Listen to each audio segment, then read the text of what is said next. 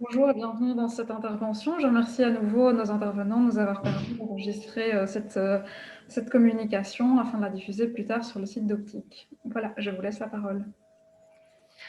Bonjour à tous, je vais commencer par vous demander si vous voyez bien mon écran. Oui, ok, parfait, super. Donc voilà, nous allons commencer aujourd'hui. Je nous présente Sabrine Ousni et Gwadine Piré, toutes les deux assistantes dans le service d'ingénierie pédagogique et du numérique éducatif à l'UMONS. Donc on va aujourd'hui vous présenter une partie de nos travaux sur une expérience pilote qui est mise en œuvre depuis février 2019 et qui vise au renforcement de la différenciation dans l'apprentissage de la lecture-écriture chez les apprentis lecteurs. Donc je vais tout de suite passer la parole à ma collègue. Alors, notre recherche, elle vise à explorer la différenciation grâce au co-enseignement comme voie possible d'intervention pour renforcer l'efficacité des premiers apprentissages en lecture. Et pour cela, nous avons accompagné de mars 2019 à juin 2020 10 écoles, ce qui fait au total environ 51 enseignants pour la mise en œuvre de la pratique qu'est le co-enseignement. Et parmi ces 51 enseignants, il y a 40 personnes titulaires et 11 personnes AP. Donc, c'est le statut qui est attribué aux personnes qui sont engagées pour le projet. Et dans le cadre de cette expérience pilote, chaque école s'est vue octroyer des périodes avec 2 enseignants dans la classe pour différencier les apprentissages selon diverses modalités pédagogiques et notamment le co-enseignement. Alors, notre dispositif d'accompagnement des enseignants est hybride, c'est-à-dire qu'il mêle à la fois présentiel et distanciel. Donc, l'accompagnement en présentiel, il consiste en des observations en classe de la part des chercheurs et des besoins qui sont exprimés de façon assez spontanée ou lors des entretiens avec les enseignants. L'accompagnement à distance, quant à lui, met en place une communauté de pratiques professionnelles et elle a pour but de favoriser les échanges et les partages de pratiques de différenciation entre les enseignants des 10 écoles. Dans cette communauté, on y trouve 3 types de contenus. Un contenu plus théorique sur tout ce qui est co-enseignement, différenciation pédagogique et apprentissage de la lecture et de l'écriture. Un deuxième contenu qui sont des fiches didactiques, outils ou pratiques qui sont conçues par les chercheuses afin d'alimenter la réflexion des enseignants. Et enfin, un troisième contenu qui est plutôt du partage et des retours d'expérience des enseignants concernant les différentes pistes qu'ils ont relevées dans les fiches qu'on leur a proposées. Ici sont les références théoriques sur lesquelles nous nous basons pour notre recherche.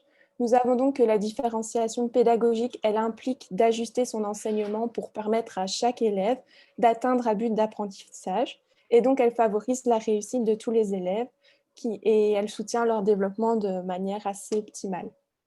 Tremblay, il définit le co-enseignement comme un travail pédagogique en commun dans un même groupe, dans un même temps et dans un même espace de 2 enseignants qui partagent les responsabilités éducatives. Donc la différenciation, elle est facilitée par la présence de 2 enseignants, et elle se pratique au cœur de la même leçon. Et donc des dispositifs pédagogiques innovants peuvent alors être déployés et les élèves ont plus de possibilités de s'exprimer, de s'engager, de se tromper, de pratiquer une réflexion métacognitive.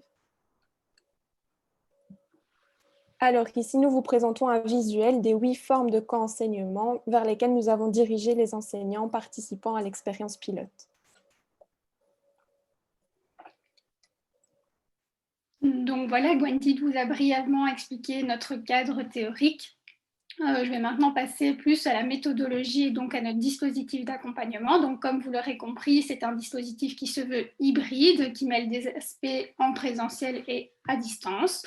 Donc, pour le présentiel, on l'a bien compris, c'est vraiment ces moments où nous pouvons nous rendre dans les écoles, observer les activités de classe, mais aussi, après les activités de classe, pouvoir échanger avec les enseignants, que ce soit d'ordre pédagogique ou d'ordre social. Et puis, il y a vraiment toute cette partie du dispositif qui est également à distance. Donc, cette partie, il y a plusieurs choses en fait dans cet accompagnement à distance. Donc, d'abord, la conception de fiches. Donc, on est parti du principe que les enseignants avaient très peu de temps pour consulter, pour lire, pour s'enrichir. Et donc, nous avons mis en place un système de fiches dans un format qui, il nous semble, correspond à leur charge de travail. Donc d'abord, on a créé une première base de fiches sur base de notre connaissance préalable du terrain et ensuite, de par les observations, les lectures des retours des enseignants, mais aussi de leurs demandes, nous avons alimenté en fait cette base de données de fiches. Au final, à la fin du mois de juin 2020, nous avions 55 fiches, donc 27 d'ordre didactique, 11 qui sont des fiches outils, donc qui vont favoriser un peu l'intégration des outils numériques en classe, et 17 sont des fiches pratiques. Donc je prends par exemple, ça peut être une fiche sur l'autonomie des élèves ou la gestion du bruit en classe. Donc ici, un modèle de fiche pratique pour une méthode qui s'appelle les 5 au quotidien. Donc vous avez une version courte qui est vraiment une version d'une seule page qui est très concise et qui possède des hyperliens. Et puis, de cette version courte, l'enseignant peut accéder à une version qu'on dit longue, mais qui fait en fait 2 à 3 pages maximum, mais qui sera quand même plus textuelle. Ensuite, une communauté d'apprentissage professionnel. Donc, la méthodologie, elle n'est pas restée figée tout au long du projet. Non, elle a évolué avec le projet. Et au préalable, au départ, nous avions prévu uniquement un espace en ligne sur le Padlet. Mais finalement, nous voulions aussi que cette communauté d'apprentissage puisse être munie d'espaces où nous pouvions communiquer de manière plus privée avec chaque enseignant. Et donc, en fait, finalement, on a tout doucement migré vers Classroom. Je vous montre pourquoi. Donc, le Padlet, voilà comment il était constitué. Nous avions des colonnes avec des fiches didactiques, des fiches outils, des fiches pratiques alimentées par les chercheurs, du coup. Et après, des colonnes avec des activités répertoriées plutôt par niveau scolaire qui étaient alimentées par les chercheurs et par les enseignants. Finalement, dans le Classroom, on s'est rendu compte qu'on pouvait faire plus ou moins la même chose, mais de manière un peu moins structurée. Donc là, on est plutôt dans un flux, comme les réseaux sociaux, avec des activités qui arrivent les unes après les autres. Mais ce qui a plu aux enseignants, c'est qu'ils pouvaient lier plusieurs médias pour un même poste. Donc, par exemple, ici, vous voyez que cette enseignante, elle partage son activité, mais elle met 8 photos, ce qui n'était pas possible dans le Padlet. À côté de ce flux qui est disponible pour tous les enseignants du projet, donc les 51 enseignants du projet plus les chercheurs, il y avait des espaces de communication privés, donc où les chercheurs pouvaient communiquer à chaque fois avec une paire d'enseignants. Donc, comme l'a dit Gwendy tout à l'heure, le projet visait vraiment à ce que 2 enseignants puissent mettre en œuvre des périodes de co-enseignement dans leur classe, et donc cet espace réunissait les 2 enseignants en charge de la classe plus le chercheur. Et dans cet espace, on voyait vraiment qu'il y avait une communication entre le chercheur et l'enseignant et que le chercheur en fait, pouvait alimenter l'espace de communication avec les fiches en fonction des besoins et des retours des enseignants. Alors là, on va partir plutôt vers les résultats de notre expérience. Donc, on a traité 4 grandes questions qui sont visibles sur le support. Et dans le traitement de ces questions, nous nous sommes appuyés sur des pratiques déclaratives des enseignants. Alors, le premier résultat, c'est que nous avons fait le constat qu'il y avait peu de communication au sein des écoles au début du projet. Que les enseignants, ils étaient souvent isolés dans leur classe, et donc on a profité de la présence d'une personne commune aux 3 niveaux, donc M3, P1 et P2, pour booster cette communication entre les enseignants et ainsi être dans une démarche plus collaborative. Et donc notre objectif et notre volonté était vraiment de faire sortir l'enseignant de sa classe, d'abord au niveau de l'école, donc dans un environnement familier avec les enseignants de son école, et puis ensuite avec d'autres enseignants sur une communauté d'apprentissage professionnel en ligne. Donc nous pouvons voir que le projet, il a globalement favorisé la communication et la collaboration entre les enseignants au sein de l'école, majoritairement entre les enseignants d'un même niveau scolaire, mais aussi entre les enseignants de différents niveaux scolaires, ce qui a donc favorisé la communication intercycle, qui était notre objectif, et qui s'avérait être plus rare au début du projet. Mais c'est quand même une chose qui prend du temps, car c'est une modification de la posture de l'enseignant. Alors, comme nous pouvons le voir ici, au niveau de l'évolution de leur pratique, comme en témoignent les différents pourcentages, on peut voir que le projet, il a induit une modification des pratiques des enseignants de notre échantillon. Donc, les enseignants, ils ont pu mettre en place de nouvelles formes d'enseignement, des pratiques pédagogiques plus actives et ont pu innover.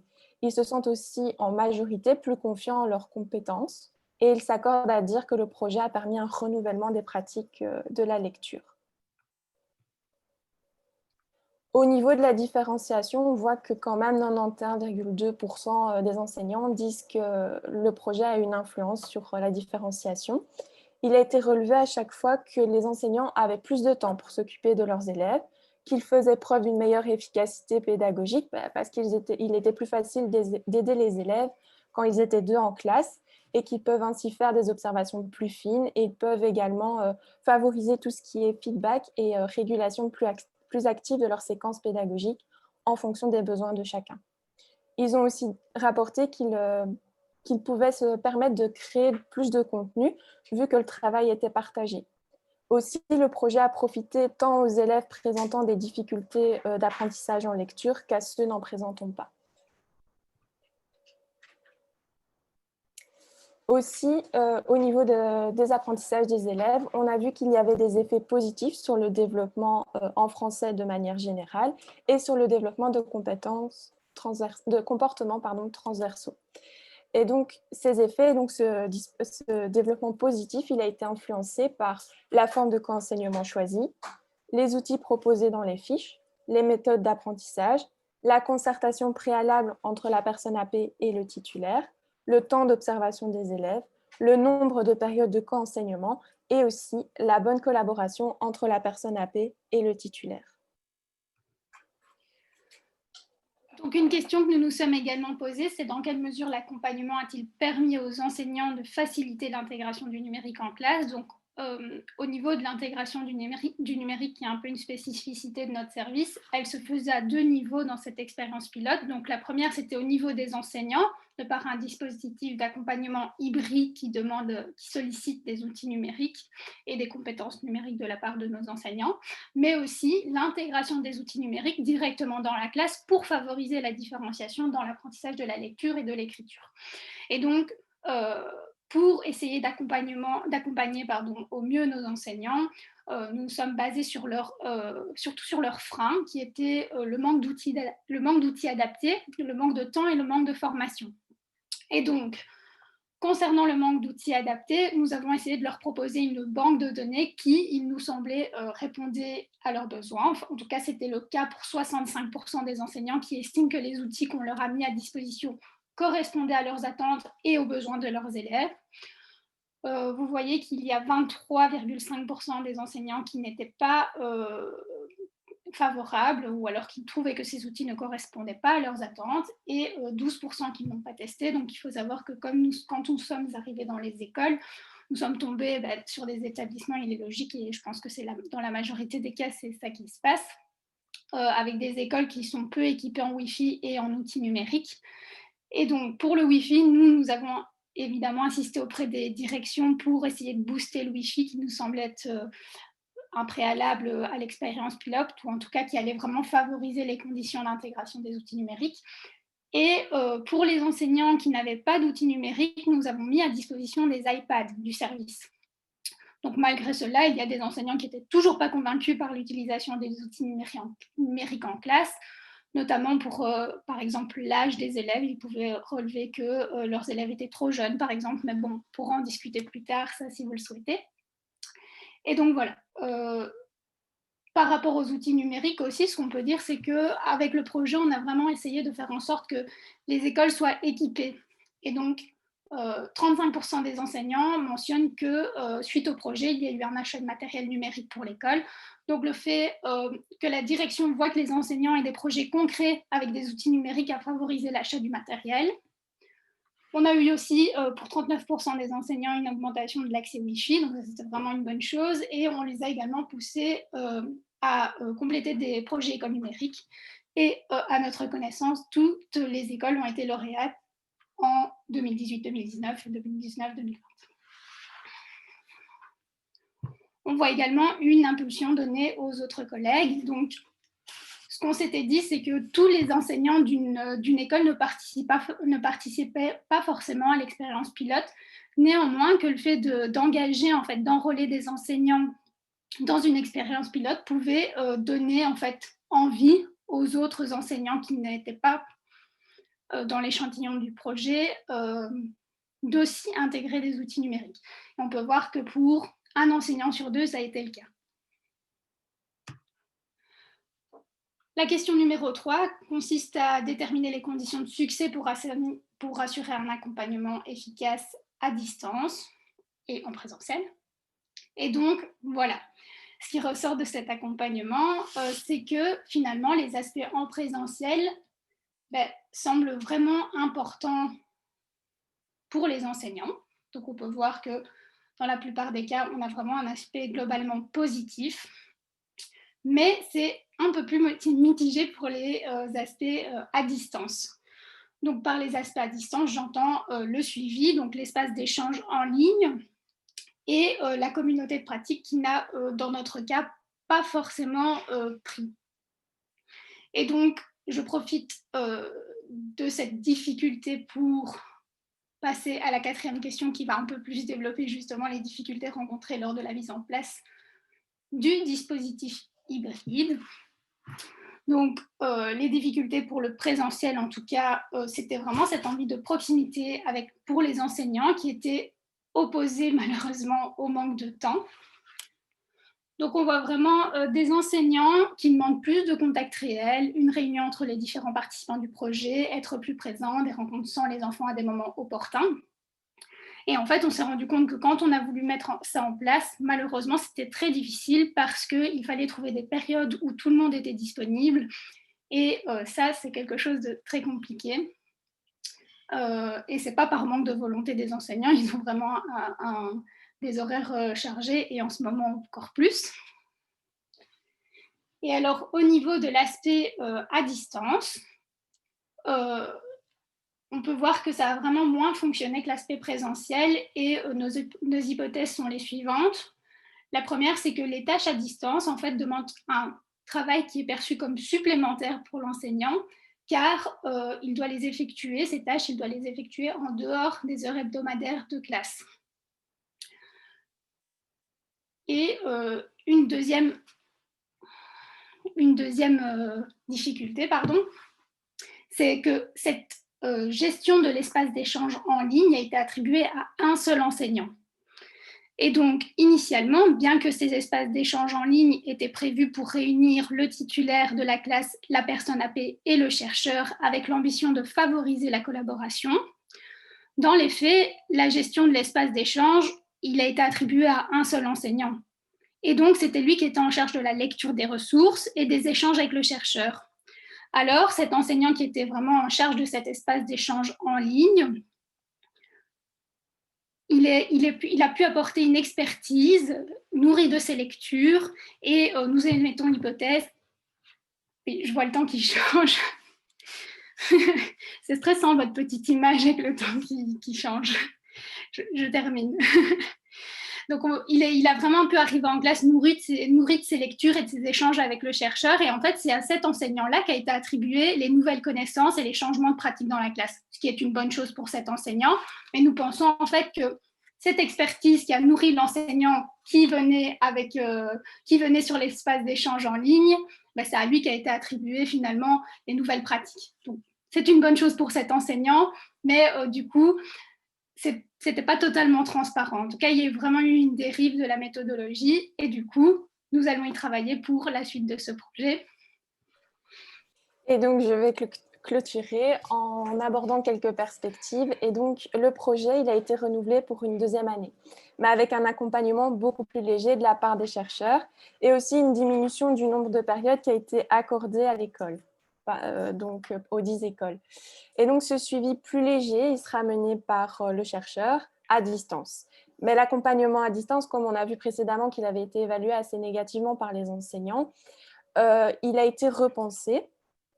Et il a été repensé dans cette perspective de le rendre plus présentiel et de maintenir une présence à distance en menant des vidéoconférences avec les enseignants plutôt que de travailler par message. Aussi, durant le projet, nous avons été confrontés à la crise sanitaire qui s'est vue être à double tranchant. Elle a permis une accélération forcée de l'utilisation des outils numériques par les enseignants, mais ceux-ci étaient aussi très préoccupés, ce qui était tout à fait normal.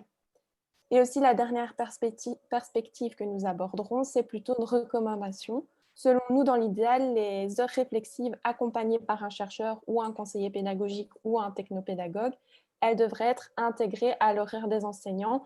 À titre d'exemple, nous pourrions imaginer une période par semaine consacrée à 16 heures. Donc voilà, nous clôturons et nous vous remercions pour votre attention et nous sommes à votre écoute si vous avez des questions.